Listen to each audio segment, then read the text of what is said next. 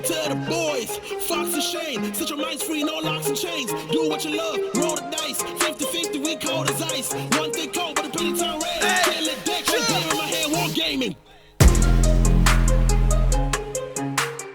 Hey, what's going on, guys? Welcome to Hobby Homies. We are your weekly tabletop podcast. I'm Shane, hanging out with Fox. I'm always here. And of course, we've got Churchy. In the void. You know what? That makes sense why I hear noises in here sometimes. Oh, you in here? Because you're always here. In the studio, you Yeah. hear noises. I thought I was pretty quiet. Nah. Now's a good time to tell you I live in that empty tub up there. Oh, okay. Yeah. That's quite nice. Yeah, it's... You're doing well for yourself. That's an upgrade. And in this economy, I mean, that's just a steal, too, for the price. Right. $500 a week? Yeah. That's nothing. No. That's nothing. So, yeah. Who are you paying? I mean, I thought I was paying you. I was paying directly into your account. Your account's called Churchy, right? Yes. Yes. Today, I am going to be sitting down with the creator of a fun little RPG Okay. called RipCrypt. RipCrypt. Yes. Kynan, the man Kynan himself, has created this game that was kickstarted and then funded. Okay. And Success. I have the digital PDF and I'm awaiting eagerly the hard copy. You have a PDF file. I- You're a PDF file. I am not. I have one in my possession. Yeah, you own a PDF file. You. You live true. here. Yeah. Yes. Wow. Okay. I'm excited to see this interview with Mr. RipCrypt himself. Yep. RipCrypt. RipCrypt. Love it. Yeah. It's a cool name. It's a fun name. We'll see Fun you game. after. See you soon. Hey guys, I'm here with Kynan, creator of RipCrypt, a dungeon crawling RPG, dungeon sprinting RPG, I should say, which immediately was probably the first thing that caught my eye, besides the cover of the book. Kynan, can you tell us about the game and your journey into the hobby too, if you can? Yeah, absolutely. Hi. Thanks for having me. Yeah, that cover, Johnny Greenteeth, he's an amazing artist out of the UK. Actually just had a call with him this morning. Yeah, the journey to RipCrypt really began. So I have 3 teams in my house. Actually, I don't any longer, but I used to. And I think it was in the midst of the pandemic. You know, there was a lot of binge watching of Stranger Things happening in our home, and that resulted in a request to run a 5e campaign. And so dusted off the books and actually went and purchased. I didn't have any 5e stuff. I started with 1st and 2nd edition, and but yeah, they specifically wanted to play 5th, so we jumped into it. We started with Horde of the Dragon Queen, did a session 0, sat down at the table, talked about how this works. None of these kids had ever played before, and really, one of the first things you got to do when you sit down, at least in this house, is you got to have a guild name, and RipCrypt was actually our guild name. Originally, nice. And I made a game screen, like a DM screen. It has magnets. It's amazing.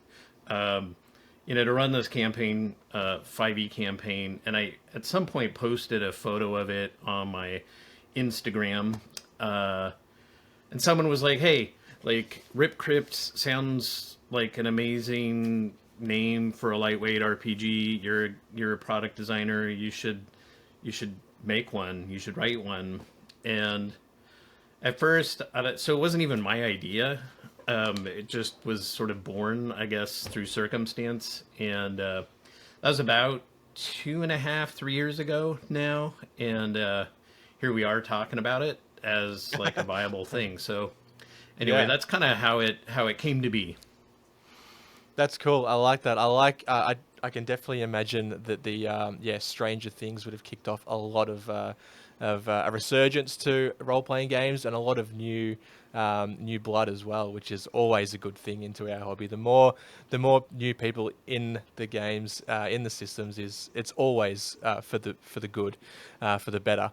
But that's cool. I was actually curious as to how you came up with the name RipCrypt, but to take it from such a place from home, with your family, that must mean a lot too, and that's really cool.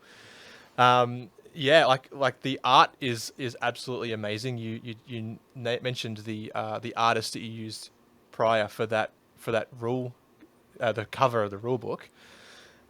Is that something that you think you'll carry on with, that sort of art style throughout expansions and all the future RipCrypt has to offer? Yeah, absolutely. Like, actually, one of the first things I did, and it's, I, you know, working for large companies for a large portion of my life, I guess I just had it ingrained in me to write like principles. So what are the core principles of RipCrypt? And at first it seemed a little funny, like in the beginning, but I'm really glad I did it because, um, you know, in the sort of murk and muck and mire of wading through game design, it's really easy to get lost, right? So it's like, Yeah. these are like your signposts. You come back, you're like, hey, is this a good idea? Is this a good idea? As a way of making decisions so that you're concise and consistent and really true to the original vision of what you set out to do. And lo-fi was like one of those. I do really love black and white.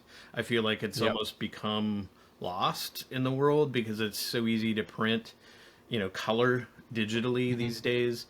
And, chiaroscuro, like this Italian word of light and dark and the noir, at the recent, it's a, and just minimal color, green's my favorite color, but the actual inspiration for the tonality, I keep looking off to my right because I got a copy of it sitting here. Ah, Yeah, the I've got a tonality digital of copy. green sort of comes through from I was inspired by glow in the dark stuff. Like I'm Yeah. a Gen X guy, like, Yep. I literally, which is why Stranger Things resonates with me, right? Because it's kind of like, I don't know, it's sort of how I grew up, right? Like playing D&D in the basement. There was a telephone ringing in the household. The internet didn't exist. It was Yeah. cassette tapes, right? It's just a very different world. And then coming into sort of the digital and virtual as I've aged. And yeah, so glow in the dark stuff was just fascinating to me as a kid. And so anyway, that kind of set the color palette for the cover.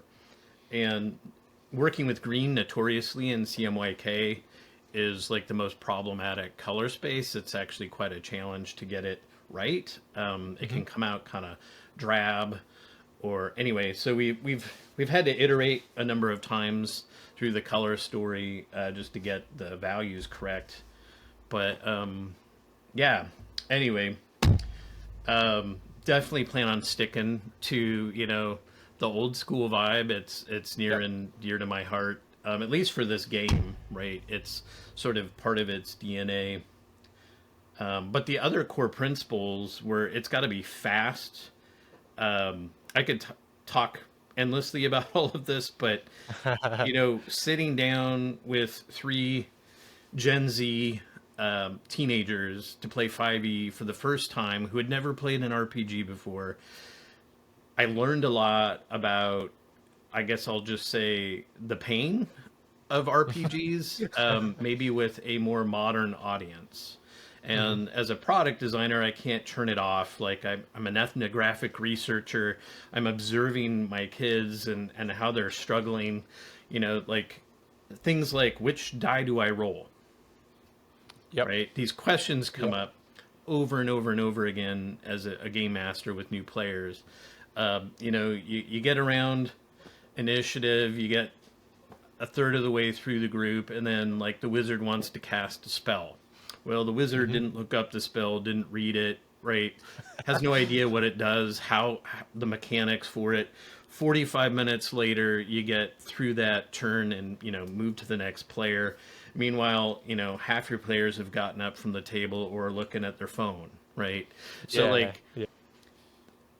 I feel like what I took away from my experience returning to gaming with my own family after a long break is that the world has changed a lot, and I think that RPGs are trying to catch up.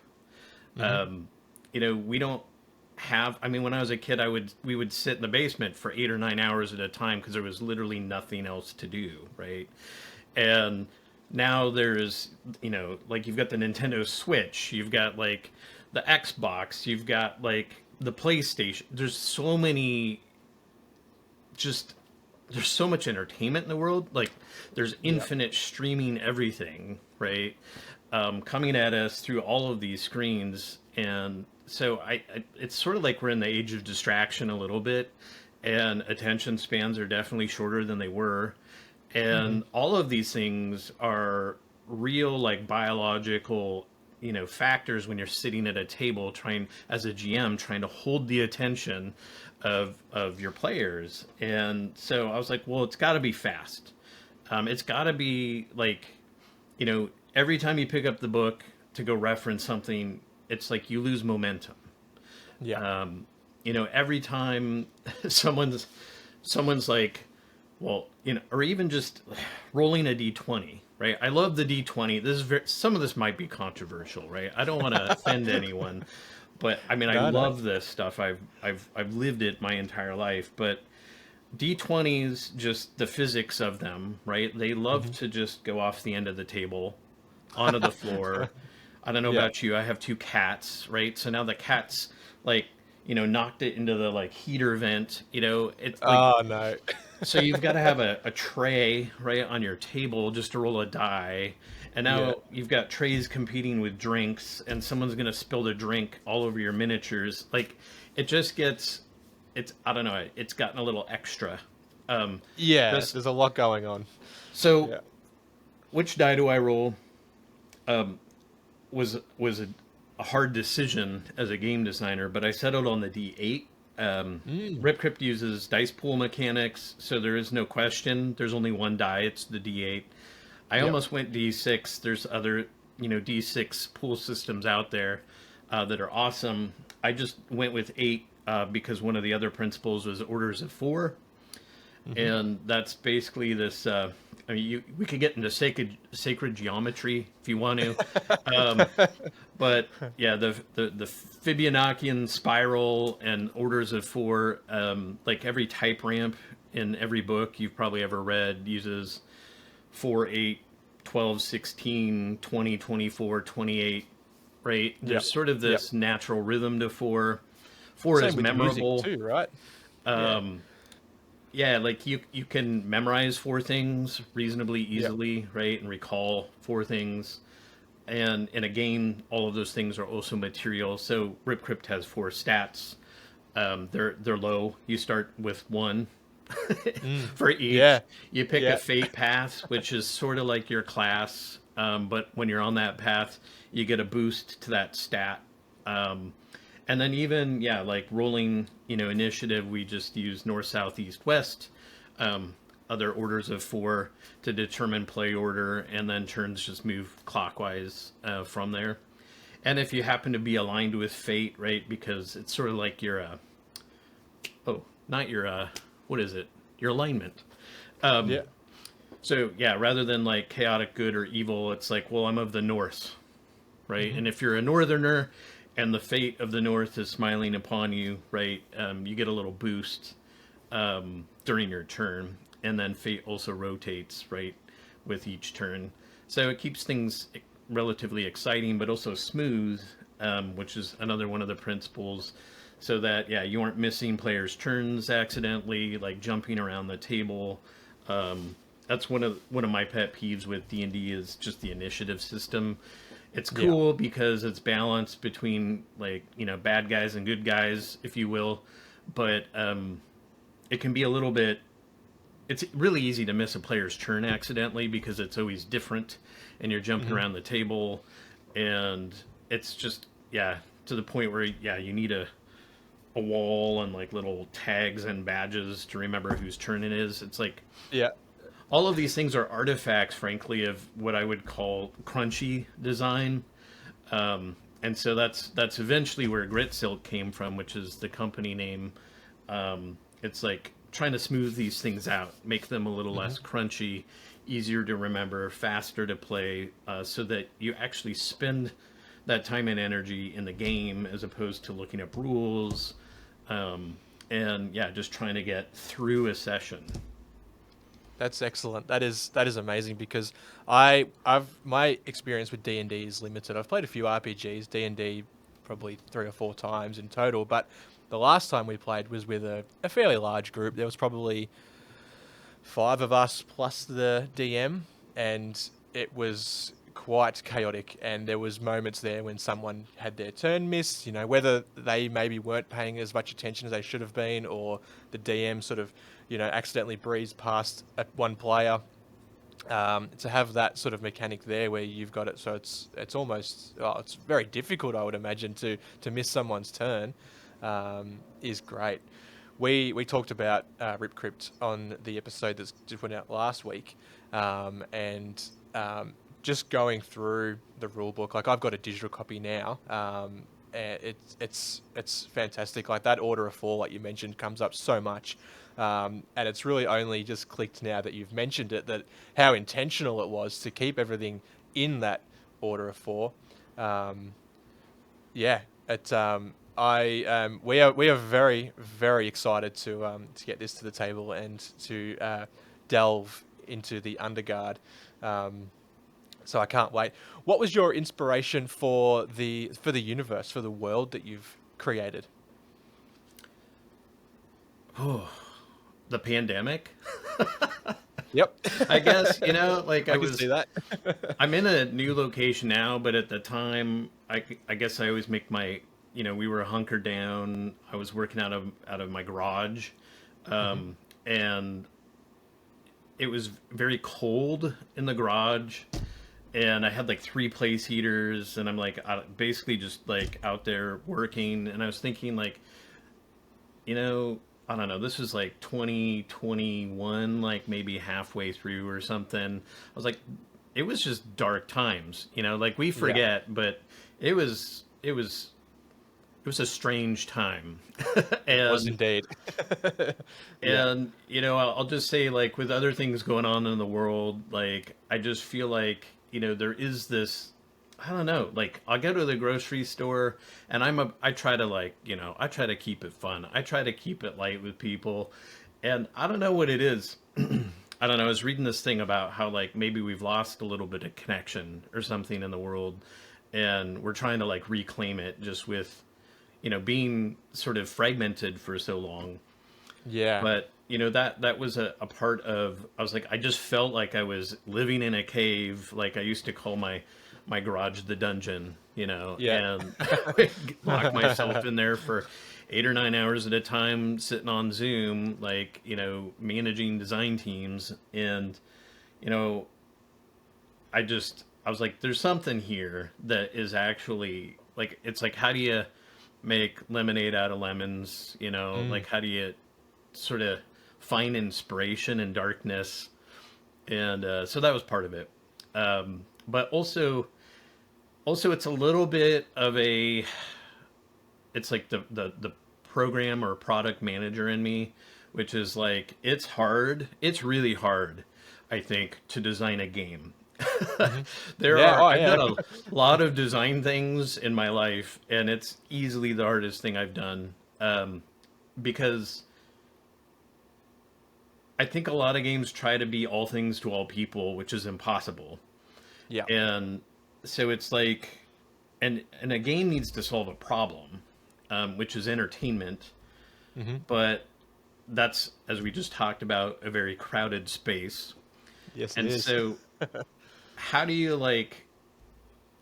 compete for attention? There's also a lot of amazing games. Like, there's so much indie stuff coming out. And it's just a really exciting time, I think, to be a part of RPGs and tabletop games and board games and all of it. But I do think that there's something about just keeping things simple. There's a it just lowers the barrier in a lot of ways, to a lot of things that I think are it's like, if I were to ask my mother-in-law, like, hey, do you want to sit down and play D&D? Like, there's so much stigma and like weirdness and Yeah. history and Yeah. so anyway, like I just always had this dream of like a game that like, anyone could play.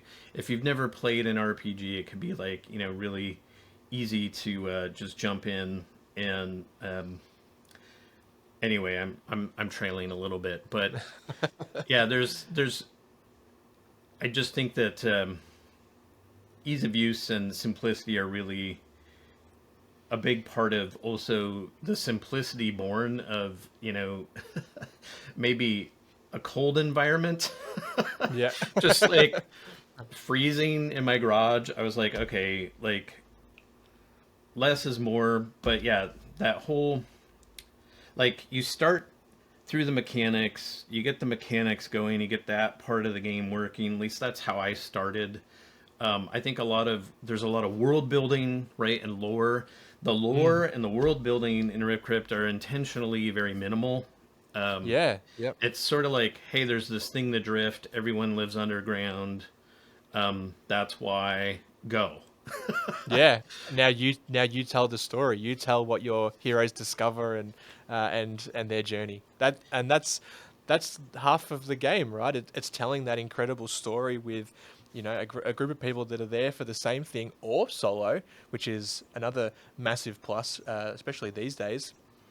And so I love a game where the lore is intentionally left quite minimalistic, and it's up to you to build that. Yeah, there's so much lore out there that's perfect, right? And it's weird act. So it's funny because it was I wrote a bunch of stuff, and then there's also like that. It's like that product manager. I'm like, okay, what's the MVP? Like, what's the minimum viable product that solves the problem that meets the customer's need here? I start sounding like a little bit like a, I don't know, corporate alien or something. But it's like just like I just really wanted to get this thing out in the world Yeah. Yep. because it's like you don't really know if it's good or not until people play it, right? Hmm. Obviously, I have my bias, I have my group, I have my family, I have my friends, I have I took Yeah. it to multiple rounds of play testing at conventions, all of those things, but you still don't really know until it Hmm. you get some reasonable amount of adoption, and so like I mean I must have cut at least 150 pages, right, out Wow. of the first book, because Wow. like I'm not Tolkien. I can't like I can't Yeah. create a game, illustrate it, produce it, like do the layout, like do all of this, run a Kickstarter, and create an entire world. Like that's Yep. obscene. So the book I'm writing now is the world. Um, Yeah.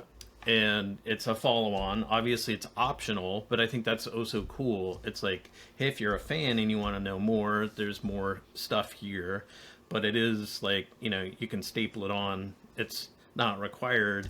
Or you can play using any universe, any lore you want, plug it into. Yep. um yeah.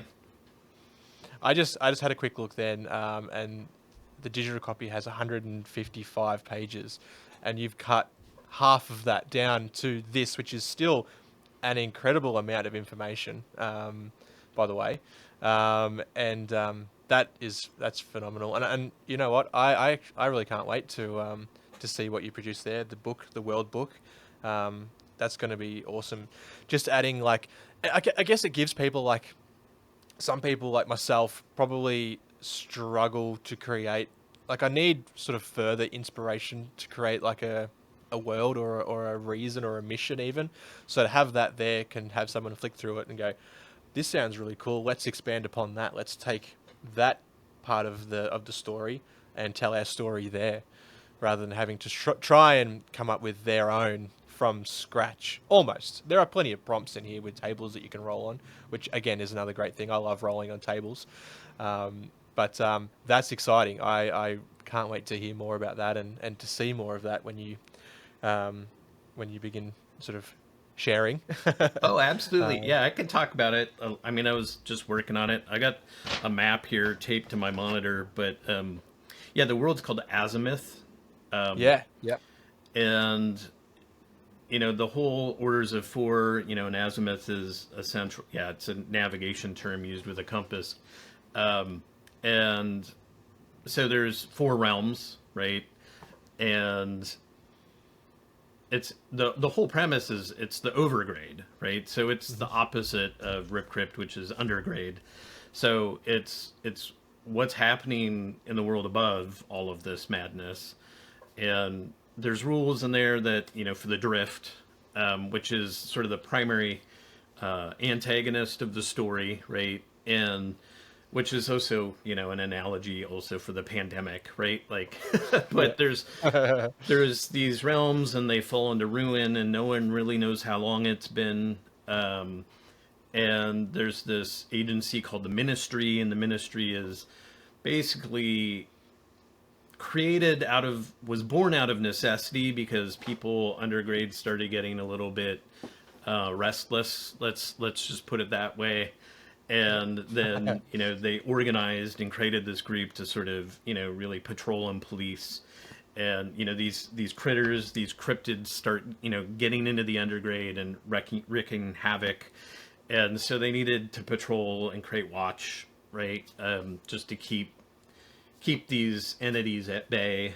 And just like any good enterprise, eventually power goes to people's heads. There's also this narrative of really like the greed and the corruption of power is another theme through the story, right? That seemingly human beings can't govern themselves without I guess at least confronting these things. Like working through the Ministry eventually sort of begins surveying the world. There's sort of this theme of like atlas, almanac, maps, like these things that I love also just about systems. It's like one of the first things I do when I open a book is where's the map? Like what is this world? And just spending time with that, but also like they can be incredibly verbose and complicated.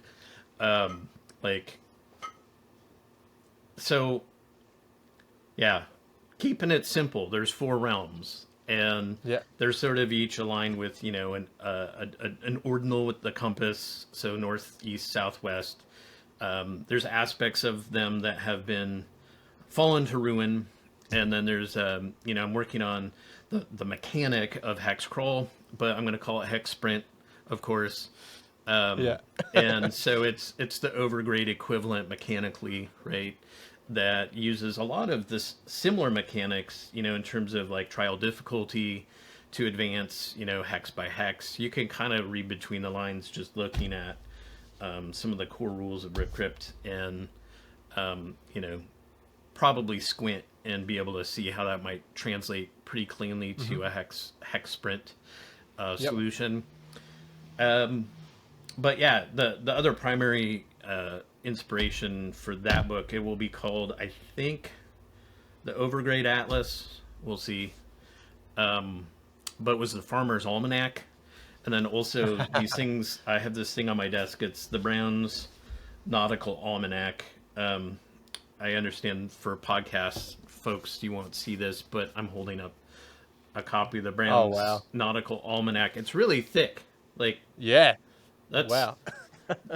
that's a lot of pages, but it's just full of these insanely complex tables that basically show you, tidal patterns for every body of water in the world. It's kind of amazing. Wow.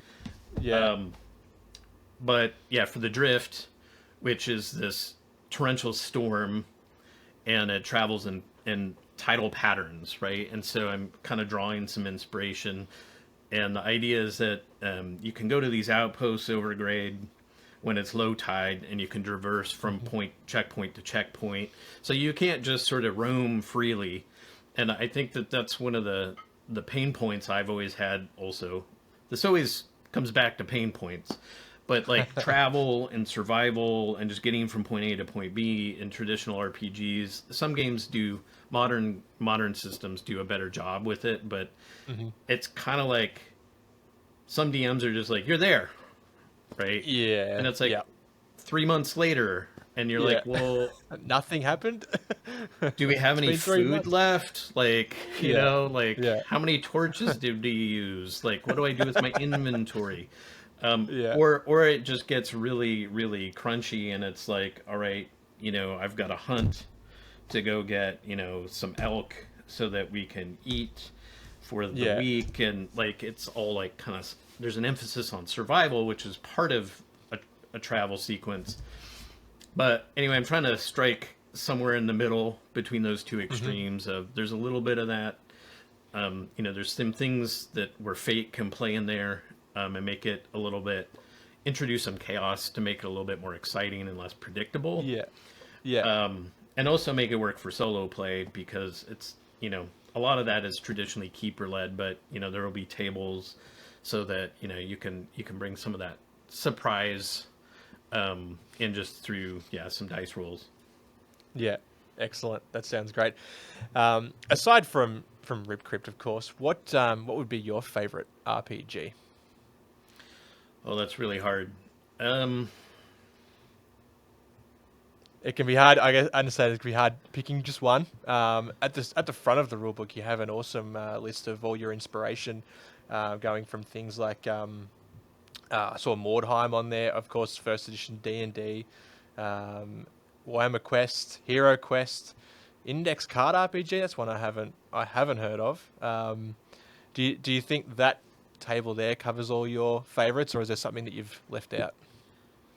I think why it's hard for me to answer is because I like different systems for different reasons. I love the lore of Warhammer. Like and it's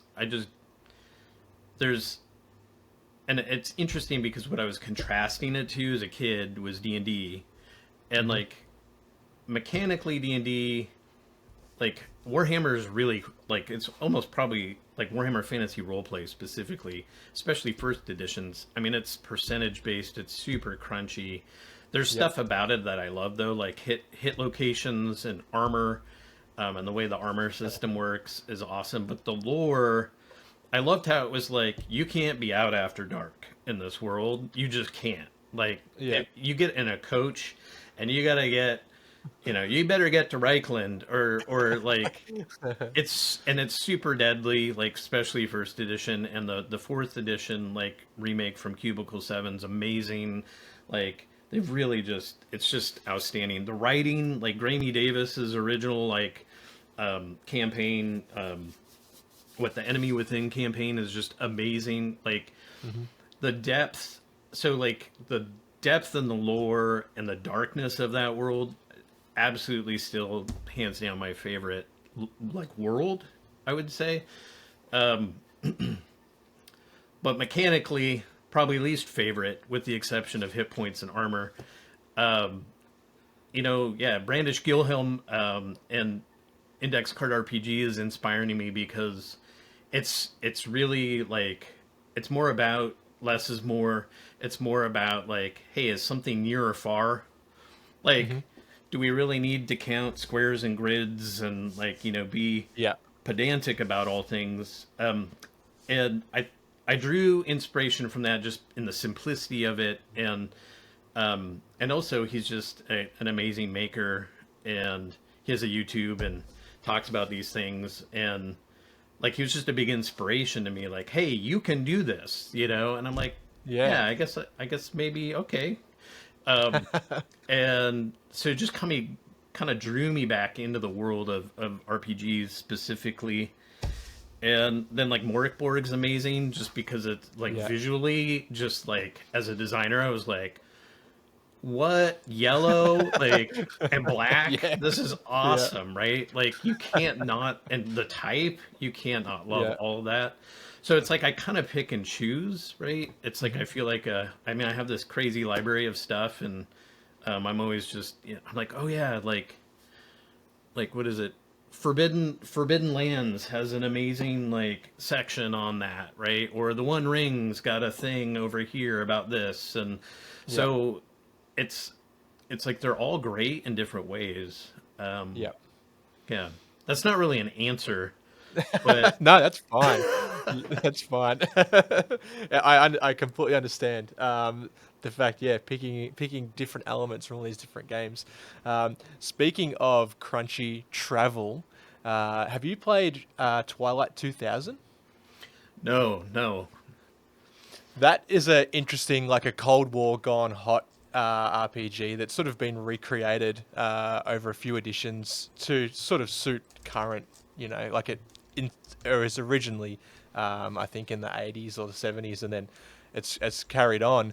That uses a very, very interesting and crunchy travel mechanic. We've played it on Discord a couple of times. A fantastic game, and the world that our DM created was awesome.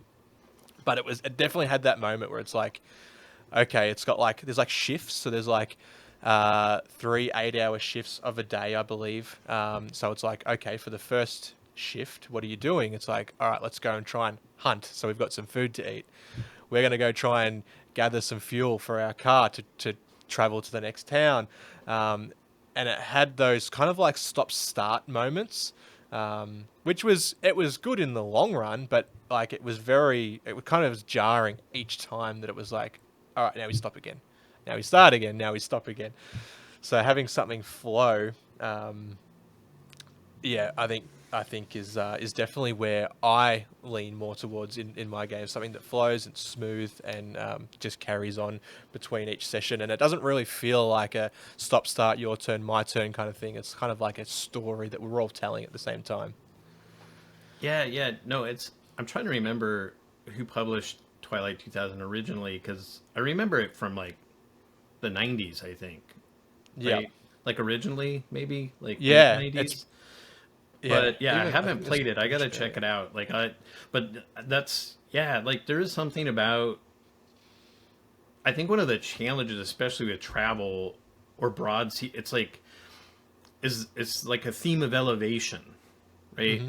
It's like you've got maps and you have different elevations for maps, right? And Yep. I think that's one of the. It's like how do you smoothly move from, all right, you're going from this edge of the continent to this other edge over here. Like, how do you do that?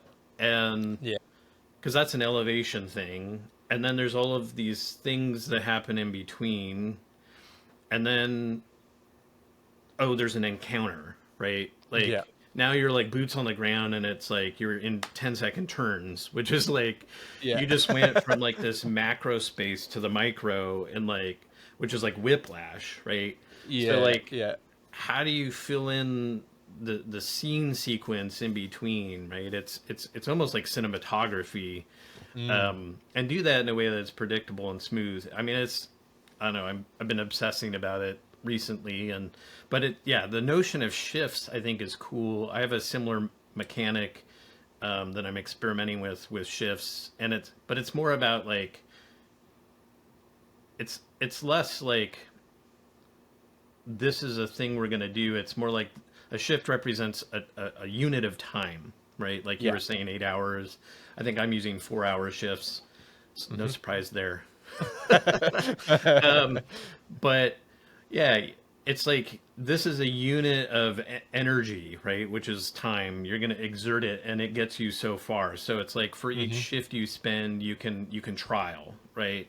And so it's more about like this is how you're going to spend the day, and which also sort of explains how far you can move, right, in terms Yeah. of scale on a map, right, in a particular day, so to speak. Yeah. Yeah.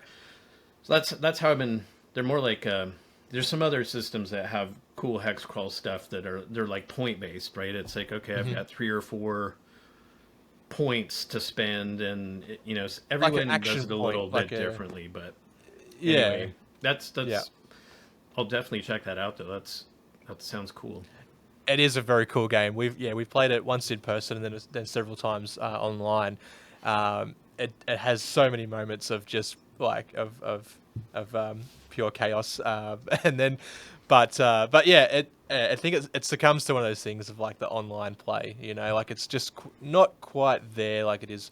Everyone's around a table, rolling dice and yeah, it's there's something about RPGs that I think it needs to come back. Like whatever we lost during the pandemic, I think RPGs is a great way to bring it all back and get everyone together and just have fun without having to have Netflix and PlayStation and all this stuff going at the same time.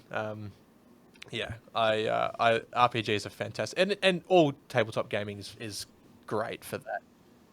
Yeah, I mean, Where yeah, or I mean, I don't know. Like I come back to like yes and it's like okay, or put yeah, Tolkien on in the background and like blast some, I don't know, dungeon crawl like yeah, on the Spotify, and like curate it using those as yeah, tools, right? Like and because they're there, why not, right? It's like mm, internet's free. Well, not really, but you know, yeah, yeah, um, yeah.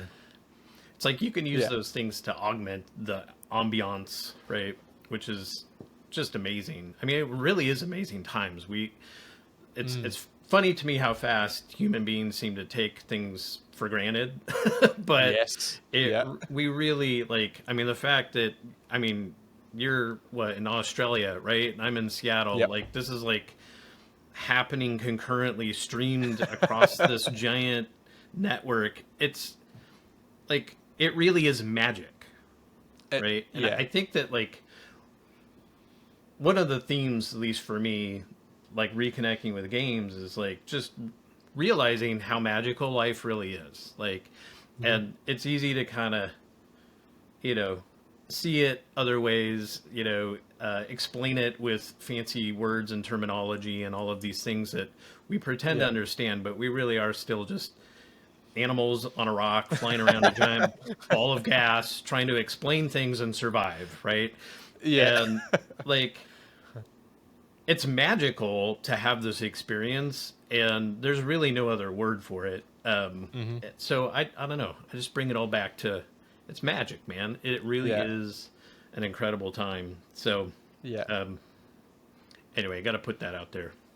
That's awesome. I love that. I love that. And we've got a Discord community similar to your own. We've got members there from like all over the world. A good chunk of them from the States. The Midwest seems to be like the most populous region for us. I'm not sure if miniature wargaming and tabletop gaming is just bigger there, but then we've got plenty spread across, from Europe and Australia as well. So you're right. It's a magical thing that we've got that we can just communicate with all these people that are just like us, spread across all over the world, and it kind of reflects back onto why Fox, my co-host, and I started this podcast was because it was in our local area. It was just me and him. We were the only ones that were playing with little plastic soldiers, and they're like, surely there's more like us around. Let's just use the internet to find them, and we have, and we've made lifelong friends, and we've discovered incredible games just like yours, by awesome people just like yourself, and yeah, it's pretty awesome. Yeah, it like makes the world a whole lot smaller in a good way, right? It's Yeah, pretty amazing. definitely. Yeah, yeah, for sure. Awesome. Well, Keenan, I think I've kept you long enough. It's probably mid-afternoon your time now. I'm sure you've got plenty of stuff to do before dinner. I got dishes to wash. Of course. My wife's probably got a list for me inside now. So I'm on long service leave, so she's used it as time to be like, all right, let's get some stuff done around the house. And by we, it means me. Yeah, yeah, you gotta share the love. But yeah, Yeah, of course. Yeah, there's one small announcement I also want to share, which is I of haven't course. actually put out on an update yet, but I did so get I've been with the holiday and the end of the Kickstarter and all these things. I guess I don't know how to put this. I guess I'm partnering with Modifius on this Wow. game, Yeah. Yeah. and we're still working through the details like of like timeline and schedule. And I hesitate a little bit. I'm because I don't want to scare off backers like with timelines. I'm still really pretty gung ho to try and get this game out in May Yep. timeframe, like printed copies. But it will really broaden distribution. Hopefully bring the game to retail, and Yeah, absolutely. yeah, help it see the light of day I think it deserves. So anyway, it's kind of a big deal to me. And Yeah. like, I love the company, and Chris Birch is amazing to work with. So anyway, I'm just really excited about it, and I've been holding on to it for a few weeks, so just thought I'd share it here. Congratulations, mate. That's awesome news. I can't wait to see RipCrypt in stores, and I will. I know I will, because there's a few stores around here that stock a lot of Modifius stuff. So I've seen County Road Z on the shelf. I'll see RipCrypt Awesome. on there very soon. Yeah, yeah. That's awesome. That's so cool. I love that. Cool. All right. Well, yeah. Let's pull it here. Massive thank you to our patrons. You'll see Fox and I in a moment anyway. But Kynan, thank you so much for hanging out, and I can't wait to hear more about RipCrypt in the future. All right, I'll keep in touch. Thanks, it was awesome. Thanks. All right, take care. Well, Fox, what do you think of that? Yeah, I mean, we've been getting more and more into RPGs, and this seems right up our alley. Mm-hmm. So I'm excited. I mean, you've got the PDF file. You are a PDF file, so I'm excited to explore that. So to make this clear, I am not. You am not. You am not. I am not. But no, I'm very keen. I reckon we should probably run a game with us, Rory, Yeah, the something crew. like that. Yeah. If you like the sound of it, we should have a link to the description. Link to the description in the A description. link in the description. Yeah, To the where you can description. buy it. Yep. You can buy digital copies right now, or you can pre-order the hard copies. Oh, amazing. Yeah. Yeah, great. And if you do manage to play it and want to talk about it, we've got an RPG channel in the Discord. Yes. Jump on in there and let us know. Let us know in the comments too if you've played it or are interested as well. We'd love to hear. That's what we live off. Yeah. It sustains us. Your hobby and your enjoyment in these things sustains us. Absolutely. Living vicariously through you Yeah. in times that we can't hobby. It's so great. Yeah. Yeah. It's awesome. Yeah. So yeah, check out hobbyhomies.com for links to our Discord and other fun stuff. From there, you can find links to our Patreon too for $2 a month to get early access to videos like this one. Yeah. And other stuff on our second channel. Yeah. On our second channel, we do cool videos. Yeah. Battle reports. All kinds of things. What was the last battle report we did? It was probably either Fjord Serpents, a Viking war game, or some one-page rules fantasy skirmish. Yeah, yeah. There's all kinds of things on there, so check it out if you like watching people play games. Hell yeah. Thank you to our patrons. You're amazing. Massive shout out to these absolute legends. To get your name on the board, $2 a month and up for fun rewards, like these main homies here. And of course, the legendary MJ Moose, Fatboy, and Tom, the real one. That's you, Numa, the goats, Burnsy, Fine Dinosaur, Hockers, Gridlock, Journeyman, Matty Matt Mats. We've got the OGs, Darren M, Souls, Are You Warrior, Churchy, Hey Churchy, Rad Rooster, Ollie, Penny, Don Juan, Dom, Pure Blind, Jackson V, Mini Warmer, Oswald Gaming, Analog Line, Tim Smith, and Big Roach. You're amazing. Thank you so much. We'll see you next week where we talk about something else. Something fun. Something differently altogether. Wait, what? Help me. Probably CanCon. Probably CanCon, let's be real. See ya. All right. Woo! Big up to the boys, Fox and Shane. Set your minds free, no locks and chains. Do what you love. Roll